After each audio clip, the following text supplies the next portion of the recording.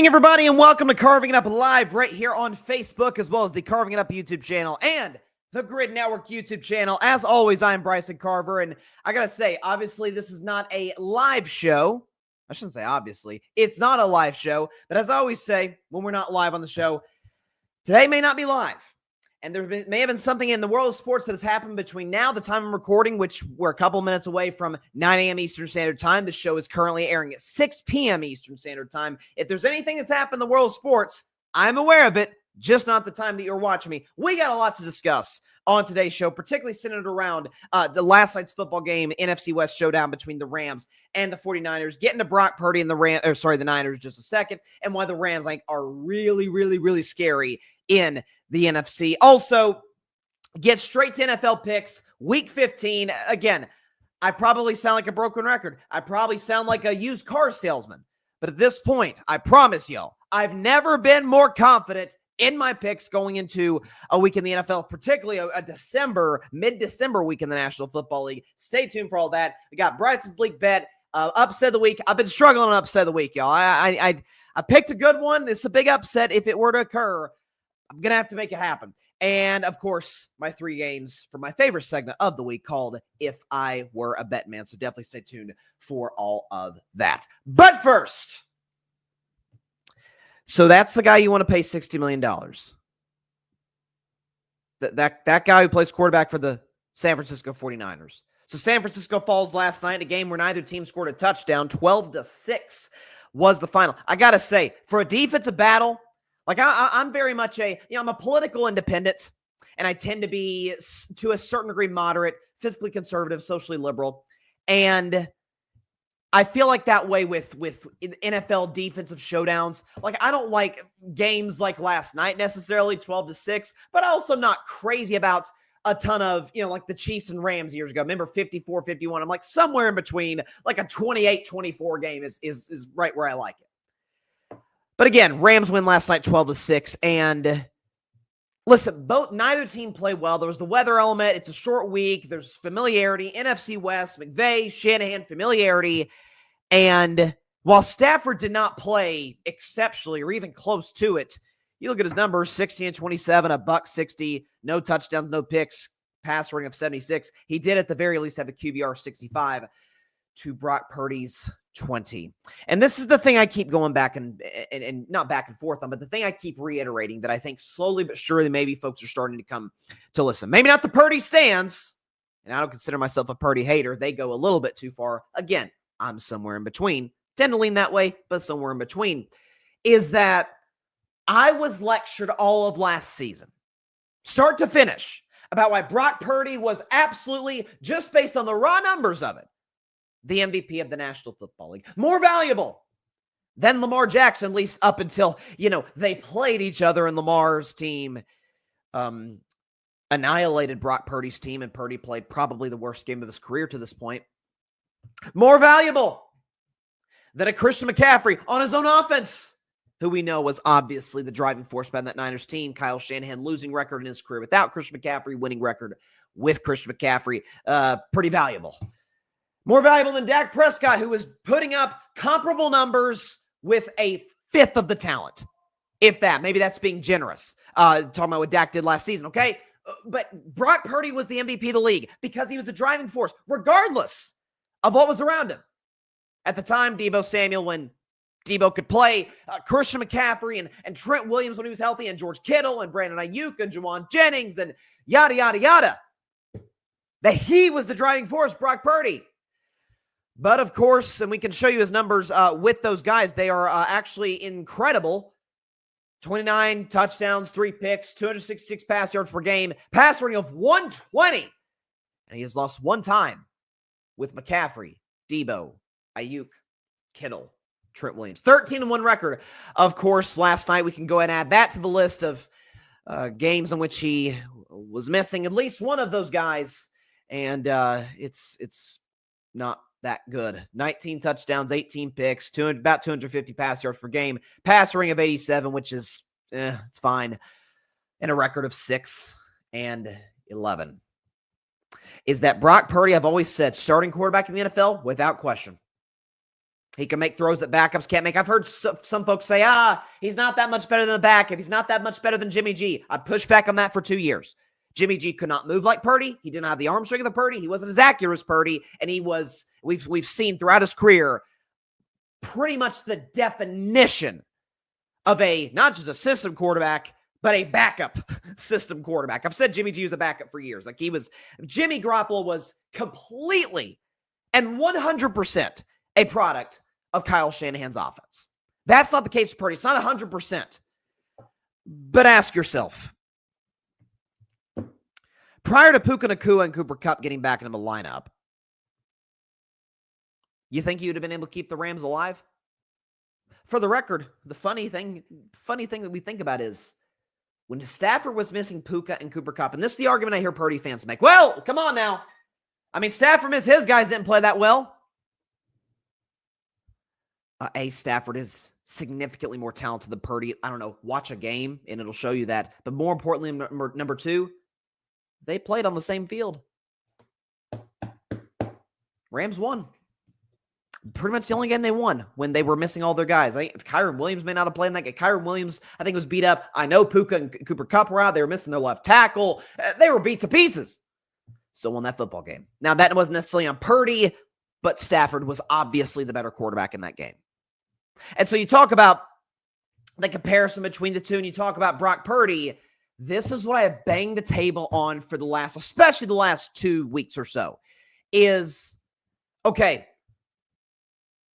all of the issues in San Francisco, Purdy's not at the top of the list. At the top of the list with why the Niners season went to hell in a handbasket, why they're 6-8, why they have no chance of making the playoffs is the injuries. There's no doubt about it. I'm not expecting Brock Purdy to lift this team to greatness. I'm not expecting him to lift them to certainly Super Bowl contention. I'm not expecting him to win the division. Could you be competitive? Could you have a record ever so slightly better than what it is right now as a starter this season? And that's 6-7.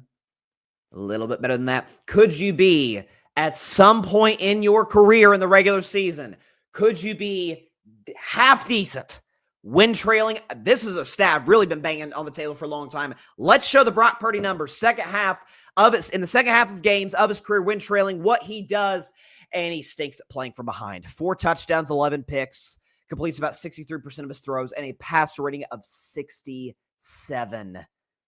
And you saw last night, game was right there on a silver platter for the 49ers. Defense is playing out of their minds. Even though Devondre Campbell literally just bailed on the team. Like, the fact, I've been banging on Kyle Shanahan all season long, the fact that he kept the team's just morale, at least the defense's morale after they lost Devondre Campbell, the fact that he kept the defense's morale where it was, hey, bravo Kyle Shanahan. That might be the most impressed I've been with his leadership all season. I'm not trying to be a smart aleck. I'm dead serious.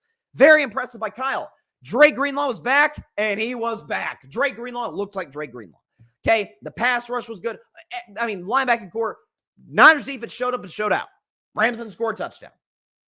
Game was right there. And the Niners looked to be moving the ball. Kittle's separating. Here we go. And when targeting Juwan Jennings, not only does Brock Purdy throw into double coverage, but the pass is not even remotely close. And it's probably one of the worst picks that Brock Purdy's ever thrown. And that's essentially game because the Rams go down, bleed clock, kick a field goal, and that's essentially all she wrote from Santa Clara. You can pay Brock Purdy. Have at it. Knock yourself out. I would say to you, though, if you're the San Francisco 49ers, if you're John Lynch, what's the hurry? Why in a hurry for a guy that most people, at least certainly I feel this way, and I can't imagine the Niners, who watch games a lot closer than I do, who see practices that none of us see, can watch Brock Purdy and go, yeah, you know what? He's worth one of the 5 biggest contracts in the National Football League. You know what? We're going to have to peel off a lot of pieces from our roster. It's going to look kind of like last night and all season long. Maybe not this exaggerated, but we're going to have to move on from good receivers. George Kittle's getting older. A guy like that's not easy to replace. Trent Williams, one of the oldest offensive linemen. We're going to have to start peeling these pieces. The defense may not be as good. I mean, Kyle Shanahan, the brain drain that's come from there, right? You've lost Robert Saleh. You've lost, what's his name? D'Amico Ryans to the Texans. You've lost multiple guys to be head coaches, Mike McDaniel. Eventually, you kind of run out of guys to a certain degree, unless you're like an Andy Reid, and it really doesn't matter unless you have Steve Spagnuolo. Pay Brock Purdy $60 million. Knock yourself out. Pay him $50 million. Knock yourself out. But it's going to look a lot like last night. It's going to look like Brock Purdy's going to have games. He's going to have the occasional game like Sunday against a morally, distraught Bears team who lost their head coach or fired their head coach midseason and all the close games they've lost. He can have games like that where he plays almost flawlessly. Absolutely. I've always said Brock's a starter. But the idea that he's even in the same galaxy, we know he's not in not many guys are in that top tier. Mahomes, Josh Allen, Joe Burrow, Lamar Jackson. He's not in those guys. Okay. And in the tier 2 guys, I consider Stafford, Jordan Love. I'm sorry, at his best, Dak Prescott, Justin Herbert.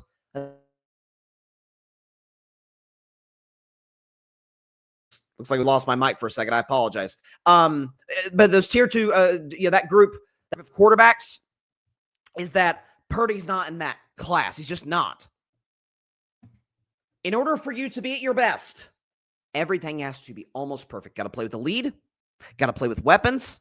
And not just weapons. I mean like the best weapons, which the Niners objectively had last season.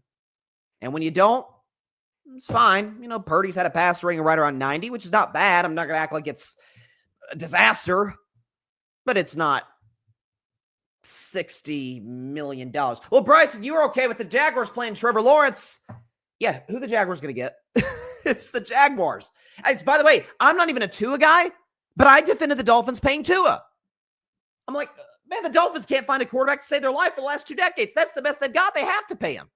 He's a good fit with the offense. It's the best they're going to get. Same with Jacksonville.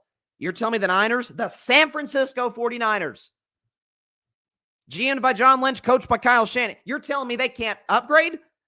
Heck, they tried to after Jimmy Garoppolo. Lost to the Chiefs in the Super Bowl, had a down season because of injuries, traded up to get Trey Lance. Didn't work, but it was the right idea. They locked into Brock Purdy. Purdy's pretty good on a rookie deal with the weapons. Now you got to pay him. Or if you don't want to pay him, if you don't want to draft a quarterback because it is a weak quarterback draft, fine. Let him play another year. Because my guess is Deebo's not going to be a Niner next season, which I'm not sure that's necessarily a bad thing if you're a Niners fan. He's been atrocious this year. But Ayuk's going to be back healthy. Okay, Ayuk's going to be back healthy, locked in. Kittle's still there, but dealing with injuries. Same with Christian McCaffrey.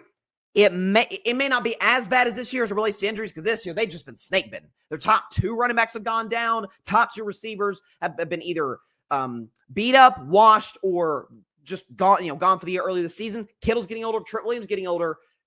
It's gonna start to unravel over the next few years. Go ahead and pay him, but it's at the cost of your franchise competing for championships. You're going to internally destroy your Super Bowl chances for years to come until you can get off the contract. So knock yourself out, 49ers. To think it would be one of the worst business decisions you made in the John Lynch, Kyle Shanahan era. I think if people think I'm hating on Purdy, again, I think he's good. But given the spot where he's in, like if Brock Purdy was doing what he's doing, again, like in Jacksonville, in Miami, I'd be like, well, I mean, they can't find quarterbacks. They kind of have to pay him. Now, for choice, the quarterback has all the leverage. I don't know if I've seen a quarterback negotiation with a quarterback who has had the success that Purdy has had, where the organization, I feel like, has a ton of leverage. Brock Purdy's leverage is pretty simple. The Jags play Trevor Lawrence. He didn't accomplish as much as, if you're Brock Purdy's agent. Trevor Lawrence hasn't accomplished as much as my client. Tua Tagovailoa has never won a playoff game. My guy's won 4, been to a Super Bowl. He's been to a Super Bowl and NFC Championship games. Dak Prescott has done that. He's the highest paid player. That's the case that Brock Purdy's agent is going to make and should make. And then the Niners could say, yeah, but while Purdy's better than Garoppolo, it's basically the same success. 2 NFC Championship games, a Super Bowl loss of the Chiefs, and you're always left wanting a little bit more than what he's able to provide. So, by the way, I've said Shanahan has not had his best coaching year. Not even close. but he's still, one bad season is not a bad coach makes. Shanahan throughout his career has been freaking brilliant. My criticism of Shanahan this year and in the past has been really, really rigid when it comes to not making in-game adjustments. Now, Kyle's been able to get away with it because he's so freaking smart, because his game plans are, by and large, excellent. Last night was on a game plan problem. Last night was A, a weather problem, B, an injury problem, and C, Purdy's not a great player problem. Like when you are, again, in that sort of 12 to 15 best quarterback area, you're going to have clunkers like this. Heck, even the best do. I mean, Josh Allen, a game where he went 9 for 30. But the other games, Josh is a freaking Superman. So it's like, okay, yeah, we'll put up with the one horrible game from Josh because his best games are just like a video game. Brock does not give you that. So you want to pay him, fine. Wouldn't advise it. To the winning team, though, the Los Angeles Rams. So you got to feel good if you're a Rams fan today. Because, the last two games, you beat the Buffalo Bills, who were home underdogs against, and Buffalo was rolling at that point. They won 7 in a row. Some argued, including myself going that week, that they were the best team in the league. Josh Allen plays the game of his life, and you win. Then you go to San Francisco. The other team, it's a playoff game. Really, every game was going to be a playoff game moving forward for the Niners until they lost, which they did last night. But desperate 49ers team at home. Kyle Shanahan has had historically the advantage over Sean McVay. He's been better than McVay. And you go in there, don't score a touchdown and win. So in that regard, you're like, man, regardless of circumstances, a little Kansas City Chiefs, Pittsburgh Steelers-esque, Detroit Lions-esque, we're just kind of finding ways to win games. Maybe not Lions, because the Lions are more explosive than Los Angeles. But the Rams schedule moving forward, they're going to have the Jets. They'll win that game.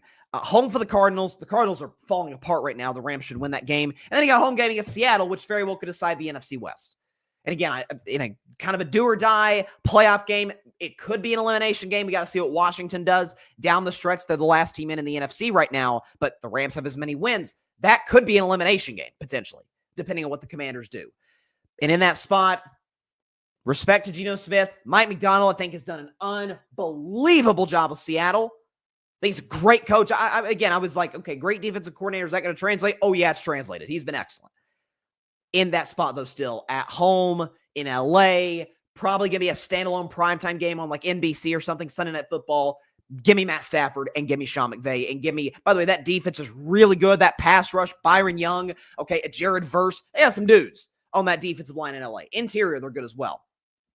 And so, can the Rams, run the table, win the division? Yeah, I think they can. I think they're good enough to do that. But if you're in the NFC right now the playoff picture is as follows. Detroit is the 1 seed, followed by Philly. Seattle's leading the Rams division. I think the Rams are going to run them down. And Tampa Bay is currently the 4 seed leading the NFC South. The Falcons were my preseason pick. They're falling apart. Unless Penix gets in there and saves the day, Tampa's probably going to win the NFC South. Then you got in the wildcard teams. Poor Minnesota's 11-2, and they're the 5 seed. They got to go on the road for their playoff games, followed by Green Bay, who's an excellent team, and then followed by Washington. And the Rams are a half game back of the Commanders. Let's say, for the sake of argument, the Rams take care of business. Let's say they run the table. Okay, they finish, will they be 11-6? The Rams would be 11-6. Get the 3 seed, steal that from Tampa Bay. Or jump Tampa Bay in that regard. That might be the most terrifying team in the playoffs. Not the best team. The Lions are the best team. Philly's arguably the most talented team. I like Detroit's roster a little bit better than Philly's, but Philly's roster is outstanding. Okay? Minnesota, close, but they'd have to go on the road. If you're the Rams, you're the 3 seed. Green Bay probably has to go to your house, and Green Bay did beat the Rams this season. Now, that was the beat-up Rams, but they beat the Rams this season. But you got Green Bay at home. Much as I love Jordan Love, and I think Matt LaFleur's done an exceptional job, should potentially be a Coach of the Year finalist, particularly what he did with Malik Willis, but Green Bay is still young. And for the youth that's on the Rams team, particularly the Rams defense, and with Puka Nacua and others, Kyron Williams, again, playoff experience, Super Bowl experience, McVay, Stafford, I feel confident in that. Then, assuming Philly gets the 2 seed, takes care of their first playoff matchup, presumably against the Commanders, which they would beat them. You go to Philly, and it's cold weather. We get that. But again, this is why I really like, I'm wearing my Vols sweatshirt today. No Vol View today. We'll bring it back next week. You better believe that. But It's why I love Tennessee. From the psychological perspective, I think Tennessee has a massive advantage over Ohio State in that with all the situations going on with the Buckeyes, with Ryan Day in the hot seat, losing to Michigan, all these different things. Boy, there's pressure. If Tennessee goes up 10-0 second quarter and Ohio State goes like 3 and out, Boo Bird's going to come down and the pressure is almost insurmountable potentially for Ohio State. That's kind of how I'd feel for Philadelphia. Like, we have questions about Nick Sirianni. A.J. Brown, we'll see how the last 4 games play off the Eagles. They're going to make the playoffs. They're going to win the NFC East. But with A.J. Brown kind of opening this can of worms, my question is, and I talked about this on Wednesday, can Sirianni handle it? I don't know if he can. That's a big question I have. We'll see. But should the train tracks, go in the opposite direction for Philadelphia, I like the Rams in that spot. Then they go to Detroit, who I picked to win the NFC, picked to face the Rams in the NFC title game. But Stafford could have easily beaten the Lions, in the playoffs last year. I think Detroit won that game by 1. The Rams just couldn't cash in the red zone. That was the difference. And then week 1, I can make a case with some of the injuries the Rams suffered, they probably should have beaten Detroit in week 1. If not for the Lions game tying and then proceeding to, win the game in a game-winning drive.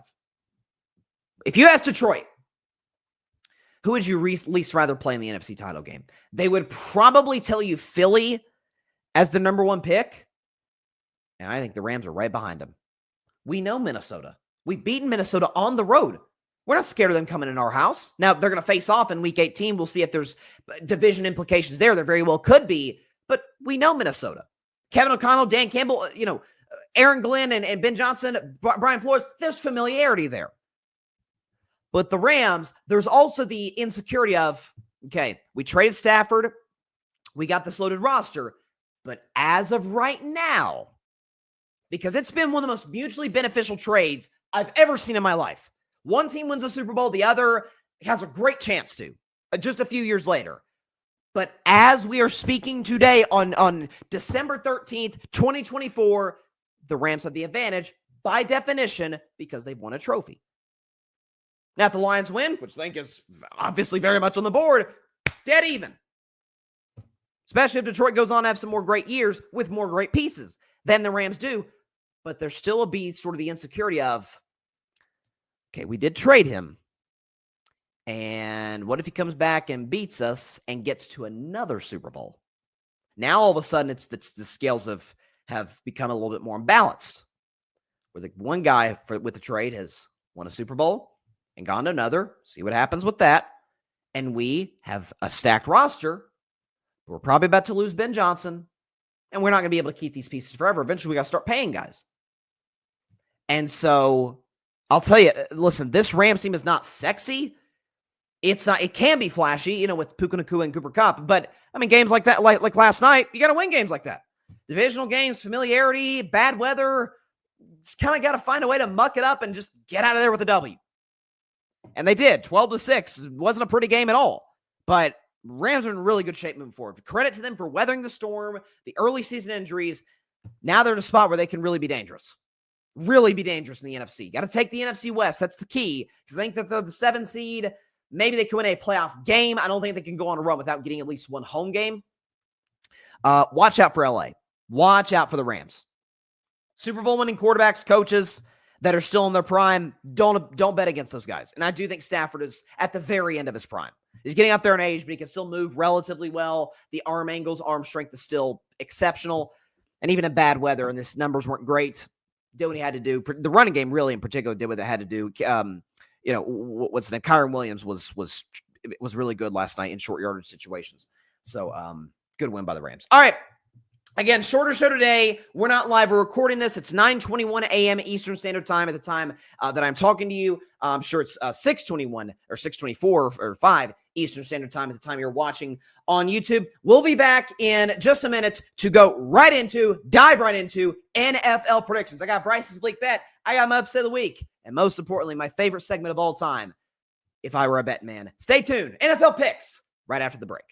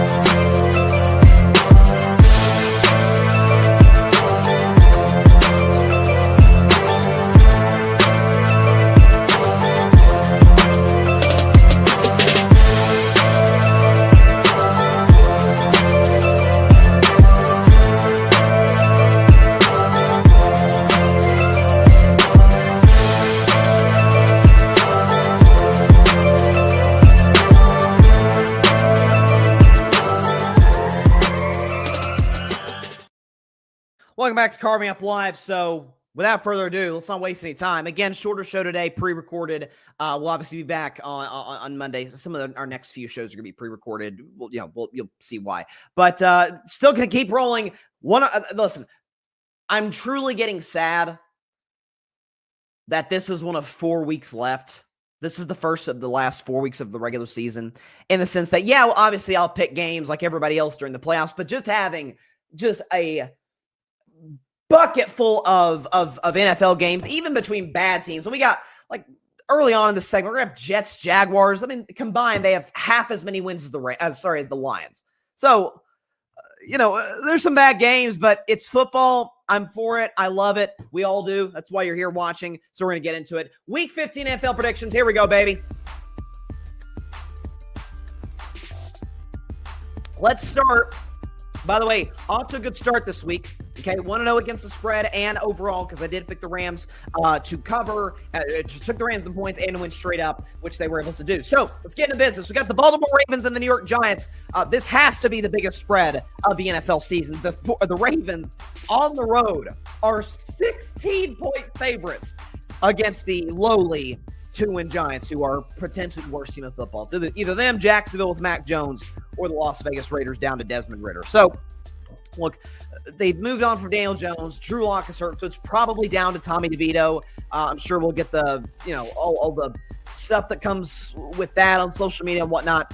And they got Baltimore coming in. And what I've always said is great coaches off a bye tend to be the way to go. Now, two things. A, John Harbaugh, for as excellent coach as I still believe he is, he's moved a little bit down the totem pole for me in the sense that I don't like the Ravens in close games in the fourth quarter. I don't like the fact that they seem to still have an identity crisis. Do we want to be a Derrick Henry team, or do we want to be a Lamar Jackson 30 passes a game team? We don't really know, and I don't love this defense. I don't blame the defense as much on Harbaugh because he's not a defensive guy. Blame Zach Gore for that. But end of the day, look, 16 points is a lot.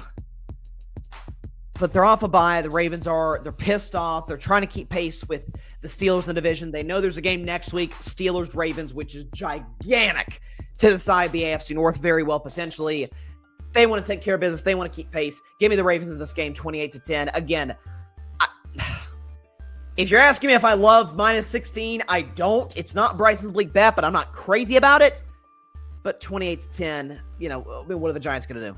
I mean, it's Tommy DeVito. I'm not sure if Malik Neighbors is pissed off. I mean, they're a good defense, but the Ravens off a bye. Lamar Jackson, Derrick Henry, gonna be ready to go. All right, probably the game between the two worst teams in the NFL, albeit it's still relatively interesting. Two quarterbacks that I've been known to criticize heavily. New York Jets with quarterback Aaron Rodgers. Jacksonville Jaguars with quarterback Mac Jones. Now, for the 10th time in 14 games, the Jets are favorites to win on the road, mind you, minus 3.5. And I gotta say, I agree with it.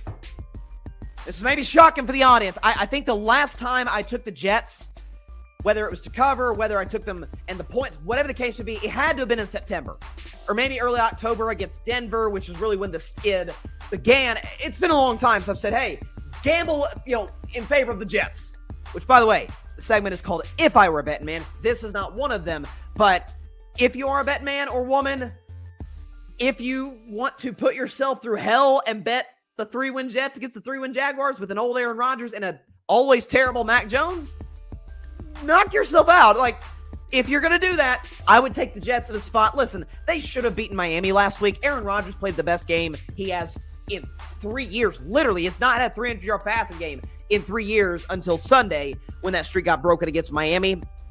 Look, I know Jacksonville won, but they scored 10 points doing it. Mac is still a horrendously bad quarterback. I think the worst in the NFL, frankly. Give me the Jets minus 3.5. Again, pretty low-scoring game. The Jacksonville Jaguars defense has actually come on in recent weeks. Kudos to them. But offensively, they're just lost.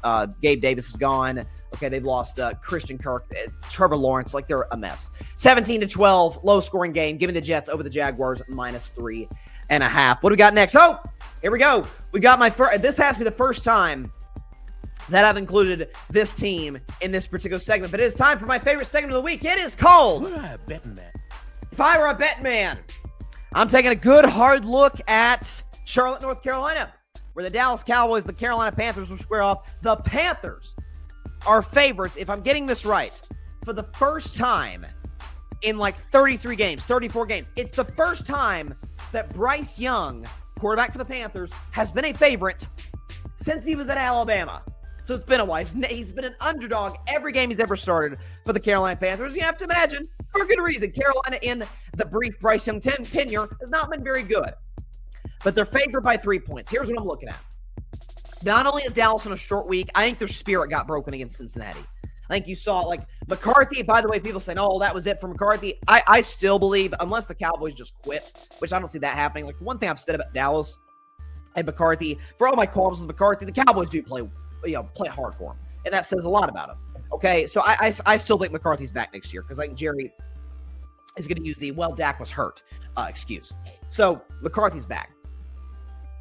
But Carolina, we have to acknowledge what they are. Listen, they're a 3-win team. Bill Parcells, I've always been like yes and no on the iconic Bill Parcells quote, you are what your record says you are. Yes, in the sense that Carolina has only won 3 games and we're in mid-December, and no, where they're not the same team they were to start the season when they were getting boat raced by teams early and just getting embarrassed, humiliated. Won back-to-back games against the Giants and the Saints. Come back, they could have easily beaten the back-to-back champion Kansas City Chiefs. And again, a lot of teams can say that, but Kansas City excels in close games, as I've said. Okay, they could have easily beaten the Philadelphia Eagles last week. Okay, like they were prime position. If Xavier Legette, was able to make a catch in the fourth quarter, they may win that game. Bryce Young moved well, was making some big-time throws on that drive. And speaking of Bryce Young, he was better and better over the course of last month or so. And so facing a Cowboys defense that has been playing better since Micah Parsons in the lineup, and Micah Parsons very well could have an impact in this game. I just think their spirit got broken against Cincinnati. I actually love Carolina -3. Give me the Panthers in the spot 21-16 over. Actually, this is Panthers -2.5. Panthers -2.5. Even better over the Dallas Cowboys by a final score of 21-16. If I were a bet man, give me the Carolina Panthers 21-16 and -2.5. Moving on, Washington Commanders, New Orleans Saints. I think Jake Hayner is the guy's name that's starting at quarterback for New Orleans. Derek Carr's, done for the year. Taysom Hill's been beat up. They just suffered injury after injury at the quarterback position, so they're going with the alternative in New Orleans. Washington's come in, they're 8-5, they're favored by 7.5 points. Listen, the Commanders have seemed to have broken, potentially, not going to give up on it yet, but the curse of the terrible towel, as I say, because they lost 3 straight games after disrespect of a terrible towel, but they won their last 2 against Tennessee, and I forget who'd Washington beat last week. Or was Washington a bye last week? Hold on. Should remember. Okay. Washington was on a bye last week. Okay, so they took care of Tennessee. The offense seemed to be back in the mix, and Tennessee actually has a pretty good defense. So that was actually really impressive. So on the road against the Saints, 7.5. It's a lot of points on the road. I get it. I mean, New Orleans beat the lowly Giants by 3 on the road with Derek Carr. So, excuse me. So I really like Washington's spot. This has the Commanders as the home team. I apologize. It should have the Saints as the home team, but definitely Washington in this game. This says 21-16 too. My bad. I apologize for that. I actually took on my notes here. This says Commanders 31-13. So I apologize. The graphic was a little messed up there. But Washington was my pick, 31-13. We'll get that lined up before Sunday. Cincinnati Bengals and Tennessee Titans. Well, this actually happens to be Bryson's Bleak bet. It's the one game each and every week I have absolutely zero confidence in predicting or betting. But hey, you got to predict them all, and I don't bet, but I do pick the lines and what I think they will turn out to each and every week. Cincinnati and Tennessee. So here's the thing. Cincinnati's a 5.5-point favorite. The way I see it, though, is this. Cincinnati has maybe one of the 5 best offenses in the NFL when they're clicking with Burrow and Chase and T. Higgins doing his thing. They don't run the football that effectively. They don't protect Joe Burrow horribly well. They're not that good at tight end. And again, after Jamar Chase, who's like the 2nd best receiver in the sport, and T. Higgins, who's a number 1 receiver in half the league, after that, it's pretty darn thin. And by the way, the Cincinnati Bengals defense is nothing short of just horrific. And for Tennessee, well, they have an excellent defense who's, held pretty good teams, under check. And Will Levis, Cooper Rush. Levis certainly has more upside than Cooper Rush. Frankly, if you ask me, game for my life, who could go win it? I'd probably take Rush, to be honest with you, just because he doesn't make nearly as many mistakes and just ill-advised throws and immature mistakes as Levis. On the road, man, 5.5's a lot of points. But at the same time, what was the line last week when they played Dallas? It was also 5.5. I'm like, look, they're desperate. They still have things to play for. I think they're better than the team they're playing. Cincinnati's absolutely better than Tennessee. I think the offense will do just enough for Cincinnati, and Will Levis will make enough mistakes to where the Cincinnati Bengals will cover. Again, do I like -5.5? Not really at all. 24-17 is my final score here. I'm not crazy about it. That's just a 3-10, by the way, for Tennessee. I apologize. I guess I'll go Cincinnati to win, certainly, but 5.5, it's a lot, but I'm going to go with Joe Burrow over Will Levis. Can you fault me? What do we got next? We've got the Kansas City Chiefs and the Cleveland Browns. Kansas City on the road is favored -4. So this line's actually come down a lot because people are betting the Cleveland Browns. It was at one point Kansas City -6. It's come all the way at 2 full points down to Kansas City -4.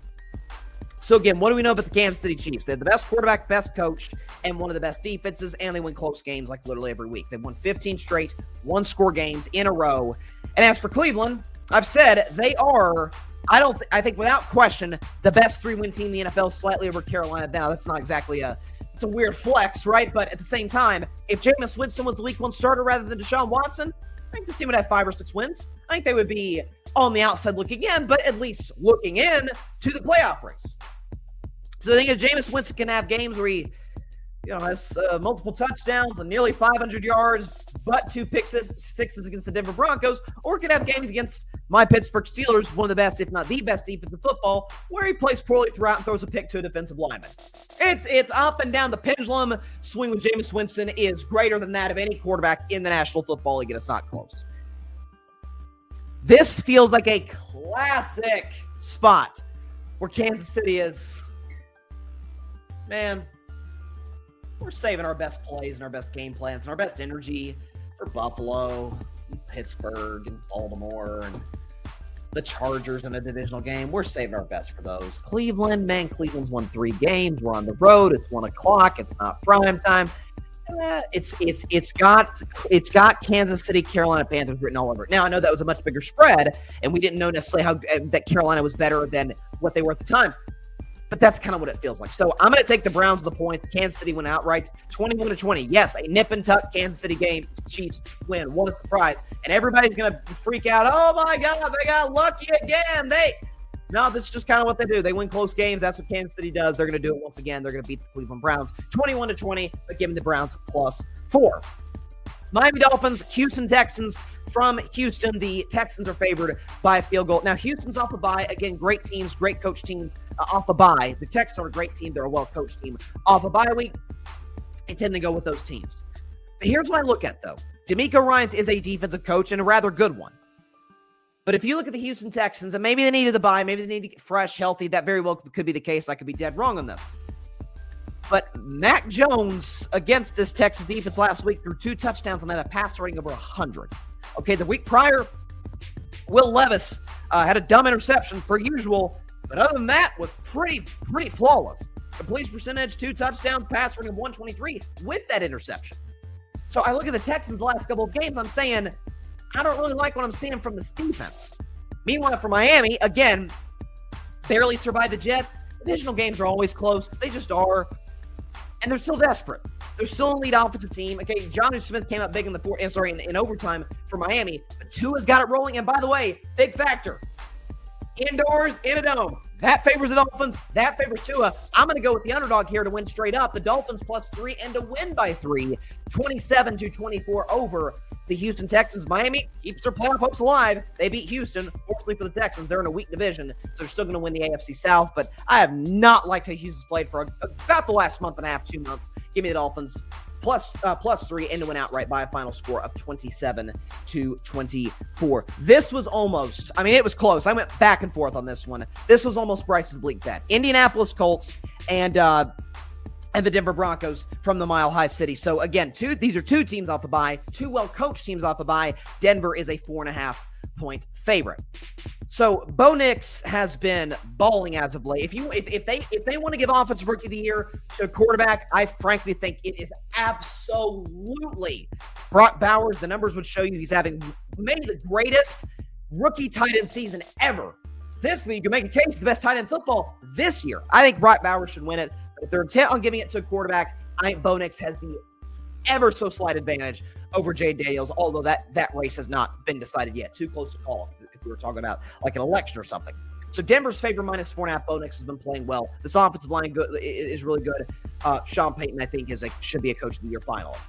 The problem is, though, and again, maybe like the Texans, maybe they just needed to buy. And it's Jameis Winston, who could be up, who could be down, as I just talked about. But they got absolutely torched. I mean, torched. At home, prime time, you think your energy should be higher than it is, and they got, if not for 2 brutal pick sixes by Jameis Winston, the Browns win that game in Denver, and the Broncos' playoff hopes look a little bit differently. This could be a big game. It still could be a big game for Indianapolis. They could really close the gap between they and Denver. Listen, these are 2 smart offensive coaches, Steichen and Sean Payton, who's obviously a legend. Neither defense I really trust. I like Denver a lot. They were in my top 10 this week for the second straight week in a row.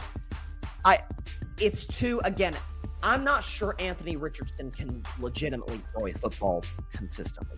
His completion percentage would indicate that. He's just not accurate. But he's athletic as heck. I could see Bo Nix maybe turn the football over once or twice like he did last week. I'm going to take Denver. I feel good about that. But I'll say the Colts +4.5. These are 2 smart offensive coaches off buys. They're going to reveal some stuff that other teams haven't seen. So Denver 28-24 over the Colts. But the Colts give me Indianapolis +4.5. By the way, a matchup between Peyton Manning's 2 teams, Indianapolis and Denver. It is now time for my upset of the week. Give me the New England Patriots. Yes, indeed, ladies and gentlemen, over the Arizona Cardinals, 23-20. Patriots +6, and to win outright in an upset, 23-20 over the Arizona Cardinals, and here is why. Listen, the Patriots are a bad team. That goes without saying. The Cardinals are in free fall right now. Okay? The defense has actually done, a relatively speaking, at least in the passing game, an admirable job. Now, Zach Charbonnet ran all over him last week. But Kyler Murray's decision-making in these games, the 2 games against Seattle and against Minnesota that literally got the Vikings back into the game in the fourth quarter and helped Minnesota come back a couple of weeks ago, Kyler Murray's decision-making has been nothing short of abysmal. So when you consider a Patriots team coming in, playing hard, listen, the Patriots are not in a spot where, they need to tank for Shedeur Sanders. They've got Drake May. Right? You're trying to establish a culture, draw Mayo. There's already rumors he might be fired. I wouldn't fire the guy in year 1. It's not been a disaster by New England standards. They're not a good team. They weren't supposed to be good. And by the way, they've won games that a lot of people didn't think they would win. They should have beaten Indianapolis a couple of weeks ago. But on the road, listen, the Cardinals are desperate. I understand that. But Drake May's played pretty darn well the last few weeks of the season, really the last month or so for New England.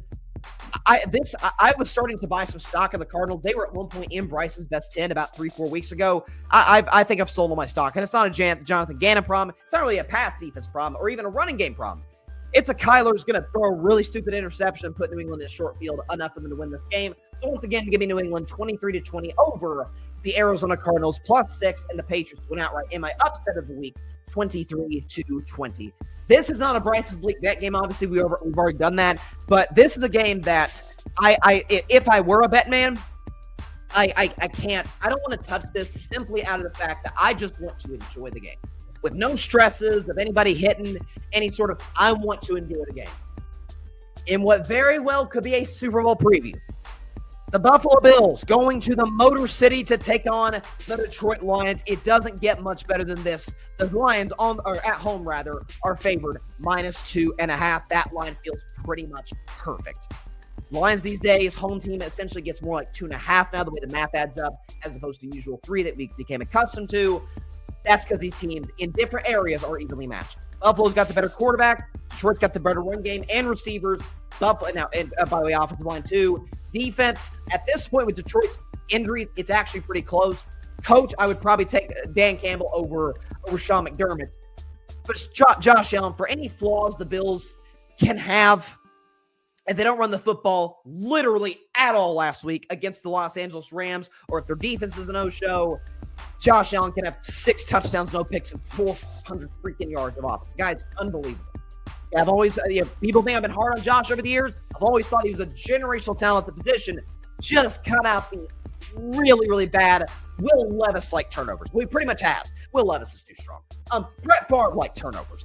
Okay, if you can cut those out, or at least reduce those, because the guys are going to make bad mistakes all the time, or at least occasionally, cut those out, or reduce them. Josh Allen's been able to do that. Given how the Detroit Lions were not able to stop the run last week against a really good Green Bay Packers team that ran the football with Josh Jacobs, I could see Buffalo, given how poorly they ran the football last week, really trying to establish that with James Cook. This offensive line's got pride, Deion Dawkins and others. They want to make sure they put on a better show in the run game than they did. This is going to be a high-scoring game. I don't see a scenario in which it's not, with a beat-up defense and a defense that got carved up last week. I don't see a scenario in which this is a 20-17 type of game. The star power is just too up the chart. Detroit's won 11 in a row. We know who they are offensively. They want to be a play-action team, run the football. Amon-Ra St. Brown and Sam Laporta on short stuff. Jameson Williams with long stuff. Tim Patrick, who's been a revelation for this team in the red zone. If this game were in Buffalo, if this were in freezing cold Buffalo and the weather looked even adjacent, to what it looked like against the Niners a couple weeks ago, I would take Buffalo. But Detroit, they're comfortable at home. They haven't had to travel at all. Buffalo, okay, I'm going to go on the road for the second week in a row. Give me the Lions -2.5, and to win, obviously, 31-27 over the Buffalo Bills. I think this is going to be a classic. I think this is going to be one of the premier games of the NFL season. It's certainly going to get one of the premier numbers in terms of television ratings of the NFL season. If there's any team that can hand Detroit, their first loss, it would be Buffalo. But if Detroit is... I said after that game against Chicago, I feel like they go 1-1 in their next 2 games after that, which were Green Bay at home and then Buffalo at home. I just like the matchup. If you're just going to stack it up one by one, Detroit's got a better football team. They got a more rounded football team. Josh Allen's obviously a lot better than Jared Goff, who I like, but Josh is on a totally different galaxy. He can make up for some of those things, which is why it'll be close. Buffalo lose their second in a row. No time to panic on the Bills. No time to panic. But give me the Lions 31-27. Tampa Bay Buccaneers, Los Angeles Chargers from SoFi. The Chargers are favored -3. Again, another game I went back and forth on because LA is really beat up. Ladd McConkey missed last week. J.K. Dobbins is on IR. And Justin Herbert, who, again, I talk about Josh Allen doesn't throw picks. Folks, Herbert's thrown 1 interception this year. 1. Problem is his touchdowns just aren't off the charts. Like Jim Harbaugh, it's just like Michigan. Like even as talented as Justin Herbert is, as much as we all know that, they want to run the football. They want to be a physical team, which, by the way, that tends to win more times than not in the NFL, especially when you have a quarterback of Justin Herbert's caliber or better. But Tampa Bay comes in, and I look at their injury report. Mike Evans didn't practice yesterday. Bucky Irving, who's been outstanding for this team, didn't practice yesterday. I don't love that. But I think Mike Evans is going to, gut it out and play. It's late in the season. These divisional chases get close. You got to find a way to get yourself out there. It's easy for me to say at 5'7", watching games from my couch. Obviously, you're Mike Evans and a physical specimen. 10 straight years to start your career of 1,000 yards receiving, which is still on the board, by the way, for him. I think he's going to get out there. I think Bucky Irving's going to get out there and play. But I also think it appears that Ladd McConkey is going to be back for the Chargers. Listen, they almost beat Kansas City. I feel like we say that about every team that faces Kansas City because the Chiefs just excel in the fourth quarter and situationally. But they were able to get something going in the passing game offensively in the second half without Ladd McConkey. I'm going to take the Chargers to win. I'm actually going to take Tampa Bay in the point +3. But the Chargers to win 22-20. If the thing is, the Chargers don't have a true home field advantage. So, if the line were 1.5, I'd like the Chargers in the spot you see by my final score there. But 3 points, the way Tampa's playing, the way Bucky Irving's running the football, and I do think he's going to play. Give me the Chargers 22-20 over the Tampa Bay Buccaneers. It is now time once again for my second game, for my favorite segment.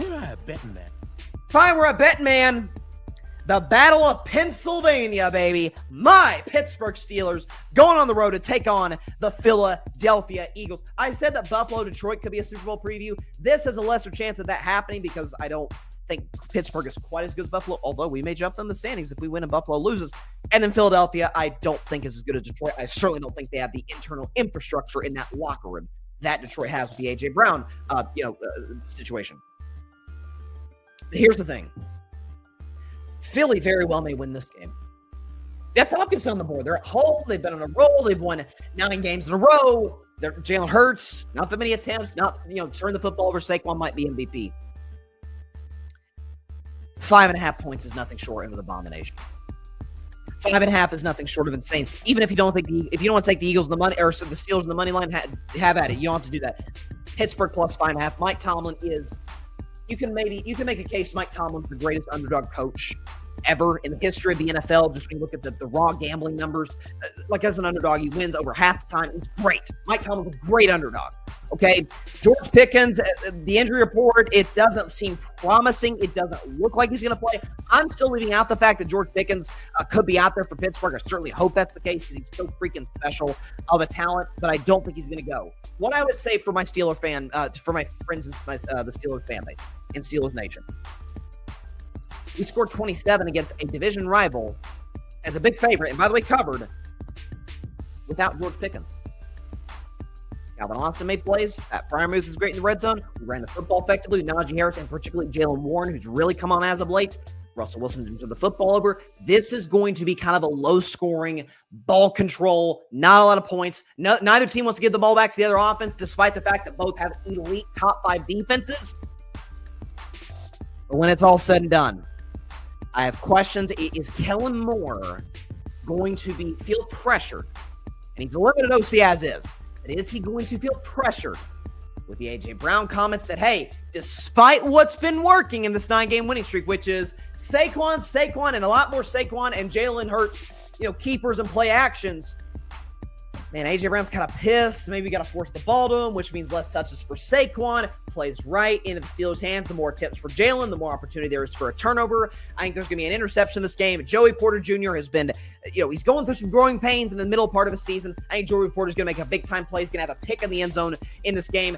Give me the Steelers, obviously, straight up, plus 5.5, obviously. If I were a bet man, they are handing you money in Las Vegas. Steelers plus 5.5, and to win outright 24-21 over the Philadelphia Eagles. Battle of Pennsylvania, 2 double-digit win teams here in mid-December. Steelers, baby. And with the Buffalo Bills loss, the Steelers will just creep up into the 2 seed in the AFC. And boy, do I love to see that. All right, what do we got last time? Oh yeah, of course, it's my last game for Bettin Man. If I were a bet man. I think this is a great number.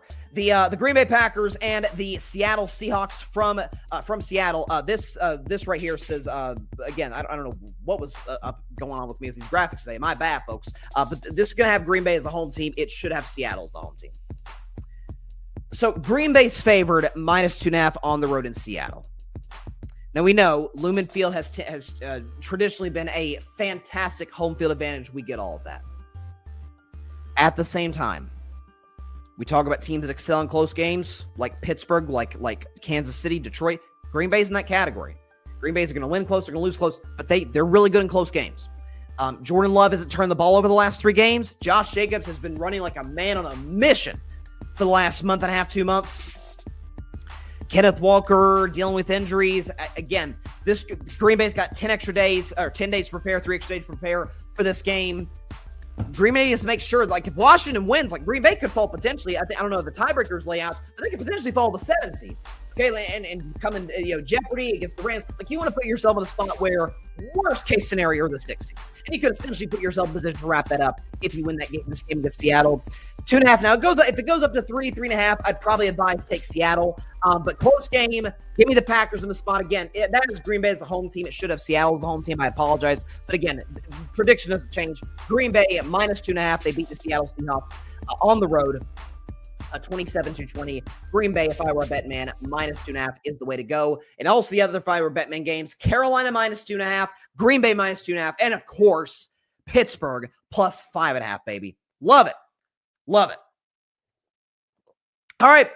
That is all the time here for today's show. Appreciate everybody stopping by. As always, be sure to catch Carving It Up live on Monday at 6 p.m. Eastern, 3 p.m. Pacific time, right here on Facebook, as well as the Carving It Up YouTube channel and the Grid Network YouTube channel. Of course, be sure to like, share, comment, and please take 2 seconds out of your day. Hit that big red subscribe button down there, right down there. Helps the channel grow exponentially. Please tell your friends about it, your family about it, everybody you know about it, except for your sleeping cat And I got to say though about Nealon, because I was give my orange tabby cat Nealon a big shout out on this show. I don't know if you guys have cats out there, if you're like this, but like I was just rubbing his, just sitting there, rubbing them. Like cats love to be, that sort of thing. They purr and whatever. And he gets so moody sometimes. I love the little guy. I love him to death. But like I'm just rubbing his back. He seems to be enjoying it, and then he doesn't want to look at me. Like he just walks away and just like he's got his back turned. I says, Nealon. Nothing. Up and down, up and down. You know what? Nealon's mood is like Jameis Winston's, Jameis Winston's swings as a quarterback, right? In terms of decision making, that's kind of where Nealon's at. Just as importantly, though, as in terms of subscribing to my show, please do that. Also, be sure to go subscribe to the Grid Network. That is GRYD, the Grid Podcast Network, right here on YouTube, as well as any and everywhere that you get your favorite podcast, be it Apple Podcasts, Spotify, iHeartRadio, any and everywhere that you get your favorite podcast. You can find us at the Grid Network, where we dare to be different. Again, not a live show today, pre-recorded it in the morning. It's coming up towards 10 a.m. Eastern Standard Time. So if anyone's commented, liked, shared, watched in general, we greatly appreciate you. Thanks so much for tuning in on a Friday. We will see you guys on Monday, once again at 6 p.m. Eastern, 3 p.m. Pacific Time, right here on Facebook, as well as the Carving It Up YouTube channel and the Grid Network YouTube channel. Please be sure to stay safe out there. Please be sure to take care of your physical as well as your mental health. And please, please, please be sure to contact your local state representatives and senators to demand change for gun violence in America. Because it doesn't matter where you lean, right, left, center. This is an issue that impacts every single one of us as Americans on a day-to-day basis in this country. And no matter anybody tries to gaslight you on, oh, it's not a problem, oh, there's only one solution to the problem, both are BS. Both are not true. It's a huge problem that needs a number of detailed, nuanced solutions to solve it. So let's make sure we take action as citizens of this nation, and make it known that we want safety in the streets of America, everywhere in this country. All right. Boy, do we have a good weekend of football ahead. Are you kidding me? And we got the college football playoff next week. This is as good as it gets. We will see you guys next week on Monday. Stay safe out there, everybody. God bless y'all. Peace out. And we're going to take Philadelphia, baby. First time since 1965. We're taking Philadelphia, baby. Thanks so much for watching the show on YouTube. And be sure to go click that big red subscribe button and check out the other clips and full shows from Carving It Up Live, as well as our other incredible content creators here on the Grid Network.